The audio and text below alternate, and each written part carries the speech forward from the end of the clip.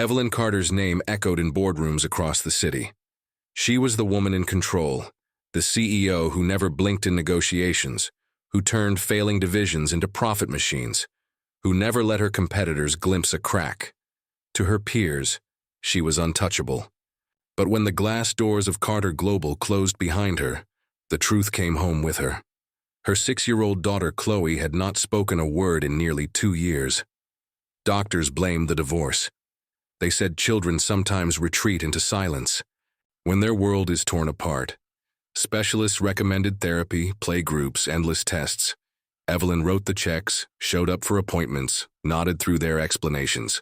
But each night when Chloe climbed into bed without a word, Evelyn lay awake with guilt gnawing at her chest.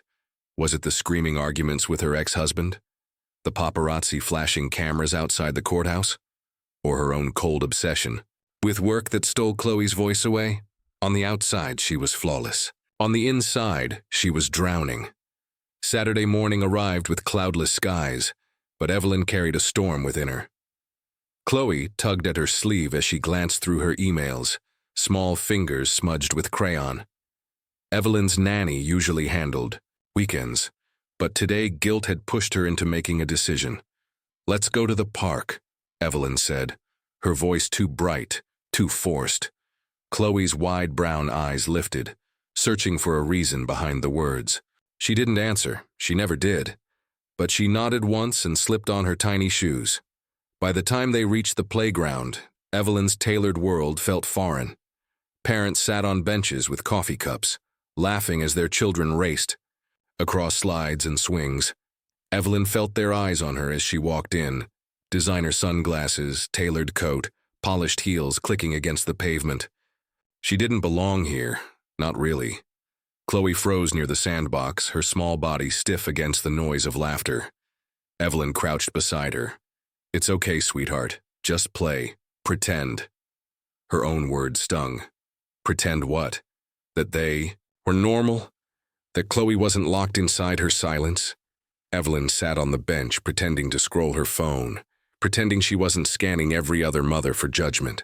But her gaze kept drifting to her daughter. Chloe crouched by herself, digging her fingers into the sand, stacking piles no one else would knock down. Other kids shouted, calling for parents, laughing in words Chloe couldn't or wouldn't use.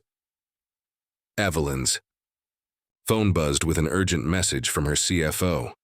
She shoved it back into her bag, jaw tight. For once, she wasn't Carter Global's CEO.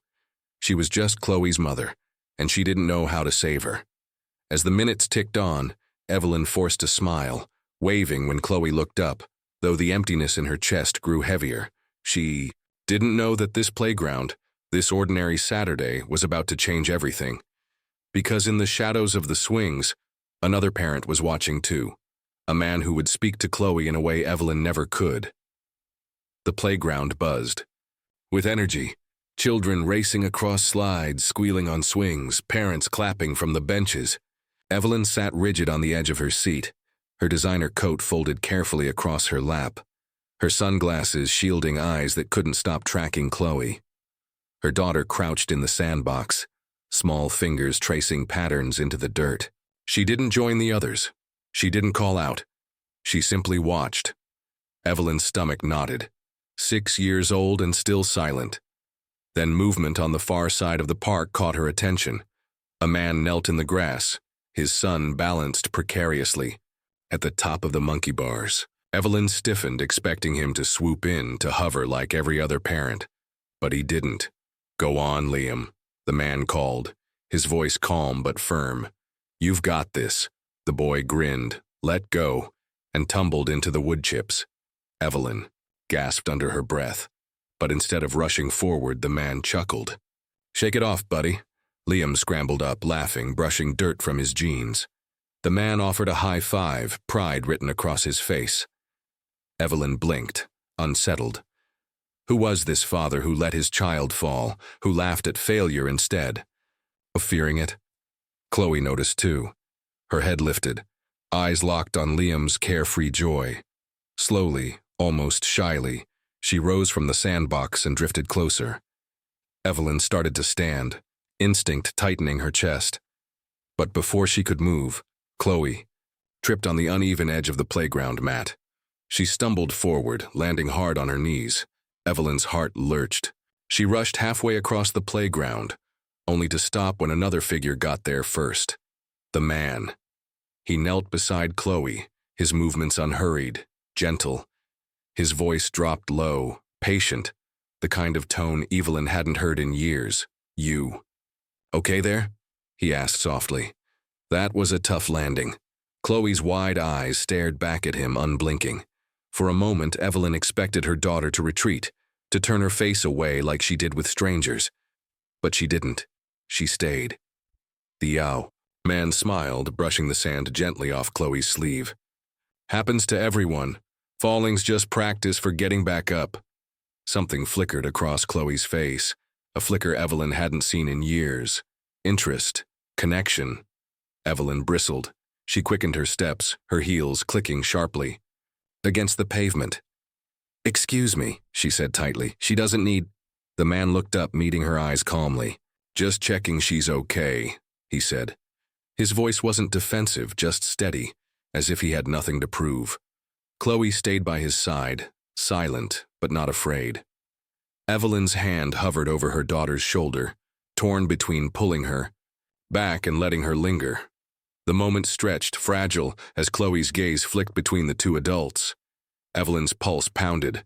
A stranger had stepped into her daughter's silence, and for the first time, Chloe hadn't turned away. The late morning sun glinted off the jungle gym, the shrieks of playing children echoing across the park. Evelyn sat stiffly on the bench, every muscle tight as she watched Chloe hover near Marcus and his son. She wanted to step in, to pull her daughter back, but something in the man's easy patience made her pause. Marcus crouched low, holding a bright red ball in his hands. "Catch, Liam," he called, tossing it lightly to his son. The boy caught it clumsily, laughing before tossing it back. Over and over, simple, steady, no pressure. Chloe edged closer, her eyes fixed on the ball. She didn't speak, didn't even reach, but her little body leaned forward just enough to betray her interest. Marcus noticed. He lowered himself further, making his movements deliberate. "Want to try?" he asked softly, his voice directed not at Chloe's silence but at her curiosity. He placed the ball on the ground between them. Evelyn held her breath, her nails digging into her palm. She had seen this before, therapists dangling toys, teachers trying tricks. But Chloe always recoiled, her silence a fortress. This time, Chloe bent down. Small fingers brushed the ball. She lifted it slightly, holding it awkwardly against her chest. Marcus smiled gently. "That's it. You've got it." Liam clapped. "Throw it, Chloe." The ball wobbled from her hands, bouncing, just a foot before rolling to Marcus. He caught it easily, his smile never fading. Then it happened. Chloe's lips parted. Her voice, rusty and fragile, slipped out a single word. "Ball." Evelyn froze. The world seemed to stop. The laughter of other children blurred. The hum of traffic faded. The entire playground narrowed to that one broken, beautiful sound. "Did you?" she whispered, rising halfway from the bench. Marcus didn't move. He stayed calm, his eyes on Chloe, as if afraid to spook the moment. "Yeah," he said softly. She said it. Tears stung Evelyn's eyes. She covered her mouth, her chest heaving with disbelief. 2 years of silence. 2 years of waiting, praying, despairing. And it ended here, not in a clinic, not with specialists, but in a playground with a stranger. Chloe looked at Marcus, her face uncertain, as if she too was startled by the sound. Marcus crouched closer, his tone steady. "That's right, Ball, you said it." Evelyn finally found her voice, trembling with shock. "How? How did you do that? We've doctors, therapies, everything." Marcus shook his head. "It wasn't me. She just needed someone to listen differently. No pressure, no deadlines." His words stung because Evelyn knew they were true. She had lived by deadlines, by performance metrics, by control. And Chloe had lived in silence. She stepped closer, her voice sharp now. "Who are you? What do you know about this?" Marcus's eyes flickered with something unspoken, a shadow. Grief. He held the ball loosely in his hands. Let's just say, I've been here before. The weight of his words lingered, unanswered, as Chloe reached for the ball again. Evelyn Carter had faced billion-dollar negotiations without flinching. But now she sat at her marble kitchen island, staring at a silent breakfast bowl, her daughter across from her drawing quietly. The word, ball, still echoed in Evelyn's head, rattling her control. 2 years of specialists and therapy sessions, and not one breakthrough. Yet a stranger in the park, a single dad in worn sneakers, had managed it in minutes. It didn't make sense. She tried to bury it under work. Emails, meetings, conference calls, anything to restore the clean lines of her world. But Chloe interrupted, tapping her drawing pad. The picture showed a stick-figure girl and a stick-figure boy, a ball bouncing between them. Her daughter pointed to it, then tugged Evelyn's sleeve. "Park," she whispered. The sound was soft, fragile, but it was a word. Evelyn's breath caught. By Saturday, Evelyn found herself back at the playground, sunglasses shielding her from curious stares. She told herself it was coincidence, that Chloe's progress wasn't tied to Marcus Hayes. But when she spotted him, again, crouched in the sand with his son Liam, her pulse quickened. Marcus looked up, surprised but unsurprised, as if he knew they would return. "Back again?" he asked lightly. Evelyn crossed her arms. She wanted to. Chloe didn't hesitate. She drifted toward Liam, watching him build a crooked tower with plastic blocks. Marcus handed Chloe one without a word. She stared at it, then slowly placed it on top of Liam's tower. It toppled, and Chloe giggled, a sound Evelyn hadn't heard in months. Marcus grinned. "See? That's part of the game. Build, crash, build again." Evelyn stayed stiff, fighting the urge to intervene, to structure the moment like a therapy session. But Marcus never pushed. He disguised every exercise as play, counting blocks, naming colors, asking Chloe to pass or throw, without making it feel like a test. And Chloe responded. Small, tentative words slipped out. Red. Up. Go. Each one struck Evelyn's chest like a hammer, breaking down years of silence brick by brick. She wanted to be grateful, but pride clawed at her. How could this man, without a degree, without credentials, succeed where the best specialists had failed? Later, as Chloe and Liam chased each other near the swings, Evelyn confronted him. "Why are you doing this? What's your angle, Marcus?" Wiped his hands on his jeans, unbothered. "No angle. I just know what it feels like when the world stops listening." His words lingered, heavy with something unspoken. Evelyn searched his face, but he gave nothing more. Before she could press, Chloe tugged her sleeve again. "Play?" she whispered, pointing toward the sandbox. Evelyn froze, caught between skepticism and the fragile hope rising in her chest. Her daughter hadn't asked her to play in years. The fortress Evelyn had built around her heart was cracking. And Marcus Hayes, the stranger she didn't trust, was the one holding the blueprint. Evelyn Carter didn't believe in coincidences. Not in business, and certainly not in life. By Monday morning, her curiosity about Marcus Hayes had hardened into suspicion. A man who could coax words from Chloe when teams of specialists failed wasn't ordinary, and Evelyn didn't leave questions unanswered. From her penthouse office, she leaned over her laptop, the city skyline behind her. A few keystrokes pulled up fragments, public records, old university newsletters, a trail faint but still there. Marcus Hayes, enrolled at Columbia. Focus, child psychology, top of his class. Published 2 research papers before the age of 25. Then, nothing. His academic trail ended abruptly, no degree listed, no further credits earned. She dug deeper. A marriage certificate, a wife, Sarah Hayes, and then an obituary dated 6 years ago. Car accident. Sarah Hayes, deceased, leaving behind a husband and a newborn son. Evelyn stared at the screen, a knot forming in her stomach. She read further. Gossip threads on old forums whispered of a promising scholar who vanished from the academic world. reduced to odd jobs, construction, janitorial work, delivery driving.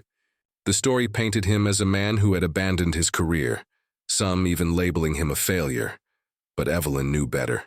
People don't just vanish, they're pushed. That afternoon, she found herself back at the playground, watching Marcus as he pushed Liam gently on the swings. Chloe stood beside him, smiling faintly at each push, a crayon drawing clutched in her hand. When Marcus noticed Evelyn approaching, his smile faded. "Dig up anything good?" he asked quietly, without preamble. Evelyn stiffened. "So it's true, you were on track to become a child psychologist. Then you walked away." Marcus's eyes darkened. "I didn't walk away. The system slammed the door." She folded her arms. "You abandoned it. And your potential." His jaw tightened. He crouched to adjust Liam's jacket, then straightened, meeting her gaze head-on. "My wife died. My son stopped speaking.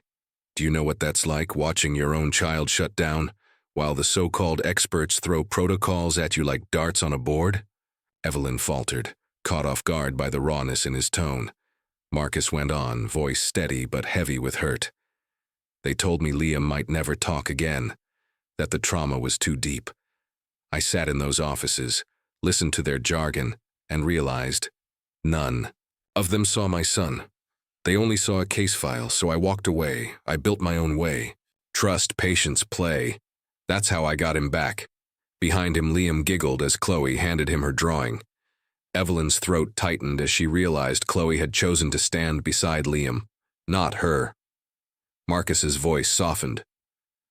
"I don't teach with titles anymore, Evelyn. Titles didn't save my boy, love did." The words hit harder than she expected. For the first time, Evelyn saw not just a janitor, not even a fallen scholar, but a father who had clawed his way through grief and rebuilt from ashes. She opened her mouth to respond, but Chloe tugged her sleeve and whispered a single word. "Stay." Evelyn froze, caught between pride and a truth she could no longer ignore. The days that followed felt different. For the first time in years, Chloe's mornings began not with silence but with expectation. She tugged Evelyn's sleeve each Saturday, whispering that one word that still shook Evelyn to her core, "Park." And so Evelyn found herself once more at the playground, coat draped over her arm, phone buried deep in her purse. But this time, she wasn't just watching with wary eyes. She was witnessing. Marcus knelt in the sandbox beside Liam, who built crooked towers of blocks. Chloe hesitated, then crouched next to him. Her small hand reached out, fingers trembling slightly, before she placed a block on top. "Up," she whispered. Evelyn's breath caught. Marcus smiled softly, as if it were the most natural thing in the world. "That's right. Up." The tower toppled and Chloe laughed, a sound that filled Evelyn's chest with a warmth she hadn't felt in years. Liam laughed too, and for the first time, Chloe didn't shy away from the noise. Game by game, Marcus coaxed her further. Tossing the ball, "Throw." Counting steps on the slide. 1, 2. Singing softly under his breath until Chloe's voice, faint and shaky, joined for half a line of a nursery rhyme Evelyn had sung to her as a baby. Tears stung Evelyn's eyes. She covered her mouth with her hand, afraid the sound of her own gasp might break the fragile spell. Her daughter was speaking, not perfectly, not fluently, but speaking. It wasn't therapy protocols. It wasn't the rigid drills Evelyn had paid thousands for. It was authenticity, patience, and trust. But while Chloe bloomed in the sandbox, Evelyn's other world, the one built of boardrooms and power suits, began to stir. On Monday morning, Evelyn stepped into the marble lobby of Carter Global. Conversations hushed, then picked up again in sharp whispers. She ignored them at first, but when she reached her office, her assistant handed her a glossy magazine spread open to a photo. It was her. At the playground. Sunglasses pushed back, hair loose, crouched near Chloe as Marcus and Liam laughed in the background. The caption, "Carter Global CEO slips away from boardroom, distracted by personal life?" Evelyn's jaw tightened. Her rivals wouldn't waste this. For years they had waited for a crack in her armor. Now they had one. At the weekly executive meeting, questions came sharper than usual. "Are you fully committed to expansion talks, Evelyn?" one board member pressed. "The media seems to think otherwise." Her throat tightened, but she answered smoothly, brushing it aside as gossip. Still, she felt the sting. Back at the playground that weekend, she watched Chloe run after him, shouting a broken but clear, "Wait!" Evelyn's chest swelled with pride and fear. Two worlds were colliding, one where her daughter was finally finding her voice, and another where whispers threatened to strip away everything she had built. And she knew soon she might have to choose. The glass walls of Hale Tech's boardroom gleamed, but Evelyn Carter felt the chill of knives behind every polished smile. Reports were stacked neatly in front of her, but the murmurs circling the long table weren't about numbers. They were about her. One board member leaned back, voice smooth but edged. "We've noticed a shift in your priorities, Evelyn. Media coverage paints a concerning picture. A CEO distracted by personal matters." Another chimed in, feigning concern. "It's not criticism, of course, just an observation. But investors get nervous when leadership seems absent." Evelyn's jaw tightened. She'd faced hostile takeovers, market crashes, and courtroom battles, but this. They were circling like sharks, smelling weakness, using her time at the playground as ammunition. "I assure you," Evelyn said coldly, "Carter Global is stronger than ever, and I am exactly where I need to be." But when she walked out of the boardroom, her confidence wavered.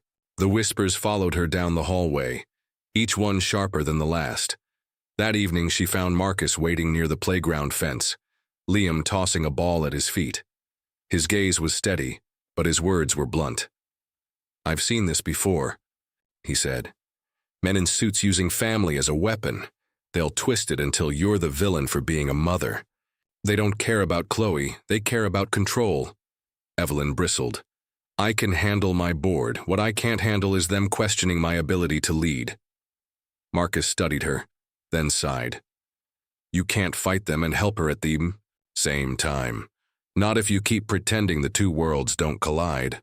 She turned away, the sting of truth cutting deeper than she wanted to admit. So she did what she always did. She doubled down. Late nights returned. Emails at midnight, video calls before dawn. Chloe's weekends at the playground grew shorter, then skipped altogether. The silence crept back, subtle at first, her daughter's whispered words shrinking to nods, her laughter fading to quiet stares. One night Evelyn came home to find Chloe asleep on the couch, clutching a crayon drawing. Evelyn picked it up, her chest tightening. It showed Chloe and Liam at the park. Marcus stood nearby, but Evelyn was missing from the page. Her throat closed. The next day at work, she crushed a presentation, silencing doubters with flawless numbers. Applause filled the room, but it echoed hollow in her ears. Because at home her daughter was slipping away again. Later, Marcus's words replayed in her mind like an unwelcome echo. "You can't fight them and help her at the same time." That night, Evelyn stood by Chloe's doorway, watching her sleep. Her daughter stirred, whispering a single fragile word. "Stay." It gutted her. For the first time, Evelyn wondered if saving her empire was worth losing her daughter's voice forever. The silence returned like a storm cloud, suffocating and absolute. For 3 days, Chloe hadn't spoken a word. Not ball, not up. Not even the fragile stay that had once cracked Evelyn's heart wide open. The house was filled only with the sound of crayons scratching on paper and the hum of Evelyn's phone vibrating with endless corporate demands. On the 4th evening, Evelyn snapped. She had taken Chloe to the playground again, desperate for Marcus to work whatever quiet magic he seemed to hold. But Chloe only sat on the swing, eyes downcast, lips sealed. Marcus knelt in front of her, patient as always, trying to coax her with a ball, a block, a silly joke. Nothing. Evelyn's chest burned with frustration. "This isn't progress," she hissed. "She's slipping back." Marcus turned his head, his voice steady. It's normal. Healing isn't a straight line. There are setbacks, but Evelyn's pride roared louder than reason. Or maybe you've made it worse. Maybe she spoke because you confused her, not because you helped her. She doesn't need a stranger interfering. She needs professionals. The words lashed out before she could stop them. Marcus's face stiffened, a flash of hurt crossing his eyes, though his tone remained calm. I'm not here for attention, Evelyn. I'm here because she let me in.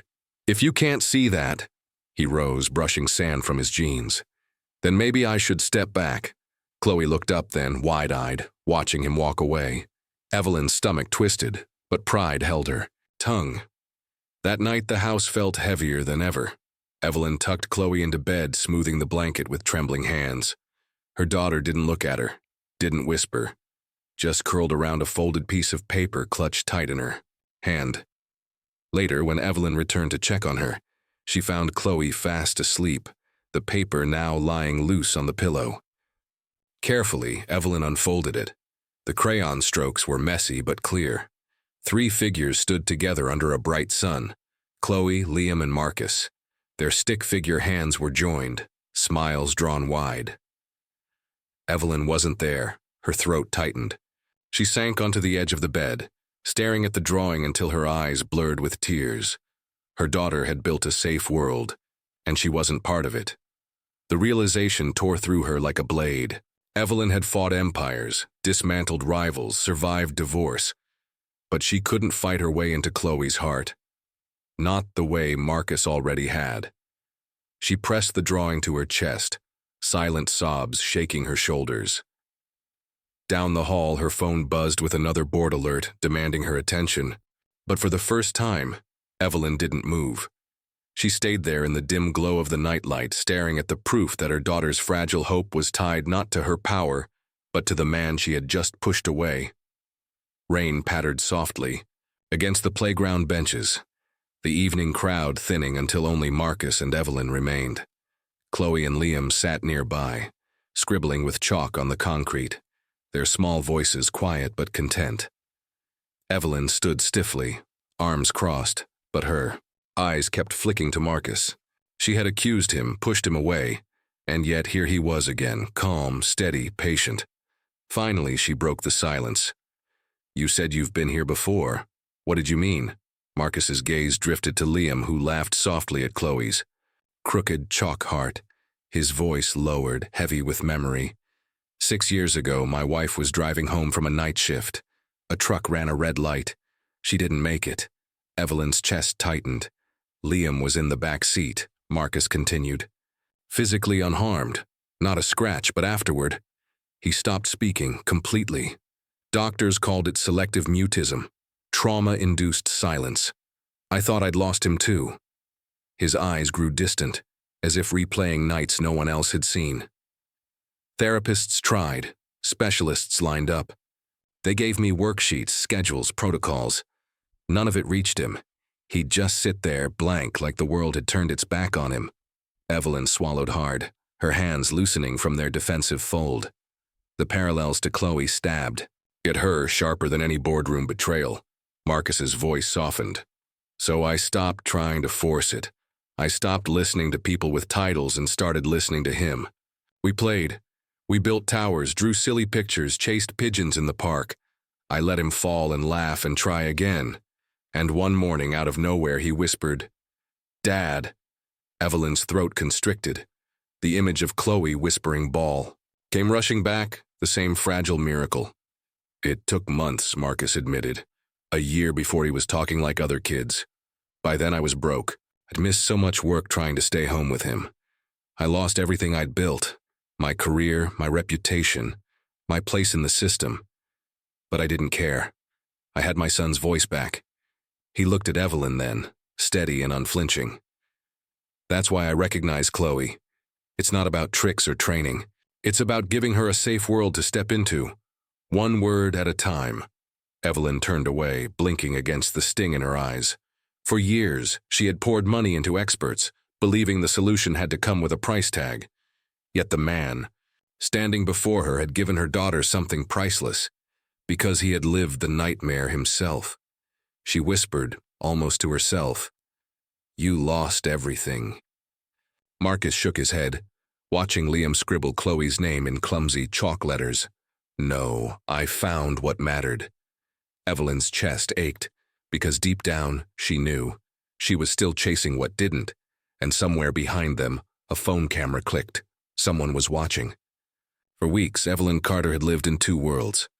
One of polished glass towers and boardrooms filled with hungry eyes, and another, far humbler, where her daughter's fragile voice cracked open a silence that had lasted years. But now the two worlds were colliding, and she knew she couldn't stand in both forever. On a quiet Sunday morning, Evelyn stood outside the playground fence, watching Marcus push Liam gently on the swing. Chloe was beside them, giggling faintly as her chalk stick scribbled shapes on the pavement. Evelyn's pride, the armor she had worn her whole life, finally gave way. She approached slowly. "Marcus," she said, her voice softer than he'd ever heard it. He glanced at her, cautious. "I need your help," Evelyn admitted. The words tasted like defeat, but also, strangely, relief. Not as a CEO, not as someone who can write a check, as a mother. "I don't know how to do this alone anymore." Marcus studied her for a long moment. Then he nodded. "All right, but we do it together. Consistency, no skipping, no rushing. She sets the pace." And so they began. Day by day, Evelyn followed his guidance. Simple games disguised as exercises, words woven into laughter. Ball, throw, water. Each one a victory, each one a tiny miracle. Then one evening, Chloe tugged Evelyn's sleeve at dinner. Her lips parted, her voice soft but clear. "Water." Evelyn nearly dropped the glass from her hand. She poured quickly, tears welling, and set it in front of her daughter. Chloe smiled, really smiled, and took a sip. That night, Evelyn sat beside Chloe's bed, stroking her hair. "I love you," she whispered. For the first time in years, Chloe murmured back, "Mommy." The word broke Evelyn. She pressed her forehead to her daughter's, sobbing with a joy she hadn't felt in what seemed like forever. But while Evelyn's heart soared at home, storm clouds gathered at Hailtech.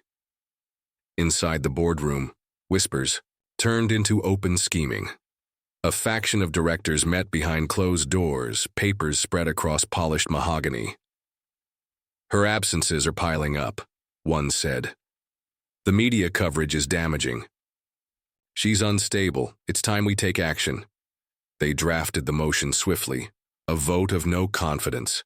Evelyn Carter, the empire builder, would be ousted from her own company. On Tuesday morning, Evelyn received the notice on her desk. She skimmed the words, "Vote to remove CEO, citing instability," and her hands trembled. Her entire career, her legacy was hanging by a thread. And yet, when her phone buzzed with a reminder, she didn't rush to the boardroom. She rushed to the park, because for the first time, Evelyn understood the stakes weren't just about empire or power. They were about her daughter's voice. She had a choice to make, and both worlds were about to collide in one devastating moment. The lobby of Hailtech looked less like the entrance to a company and more like the red carpet of a movie premiere. Reporters crowded the revolving doors, microphones raised, cameras flashing in staccato bursts. Evelyn Carter, the once untouchable CEO, now walked into a storm, her 6-year-old daughter's small hand tucked firmly in hers. Chloe clutched her mother's sleeve, eyes wide at the chaos. Evelyn bent low, whispering, "Just stay close to me. You're safe." The moment they stepped through the glass doors, questions exploded. "Ms. Carter, are you stepping down? Have your personal issues compromised the company? Is it true the board has already voted against you?" Evelyn said nothing.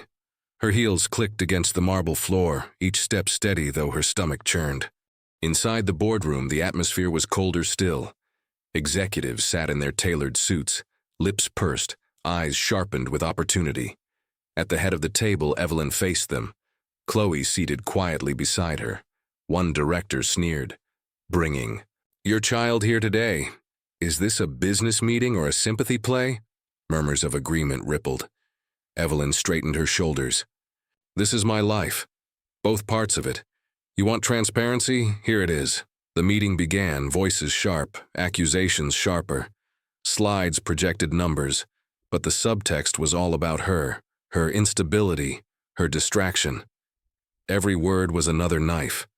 Evelyn clenched her fists under the table, forcing herself not to break. Then the door opened.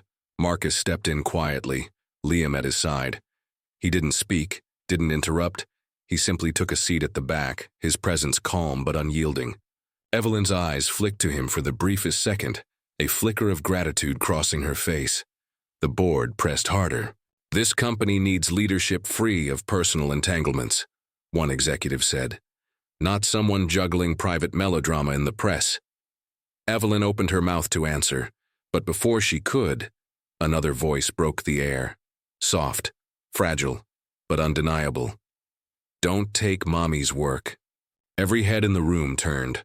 Chloe sat in her chair, small hands gripping the microphone she'd pulled closer. Her voice trembled, but her words were clear, echoing through the room. She's my mommy. She works hard. Don't take it. For a moment, silence drowned everything. The boardroom, usually a battlefield of egos, was frozen.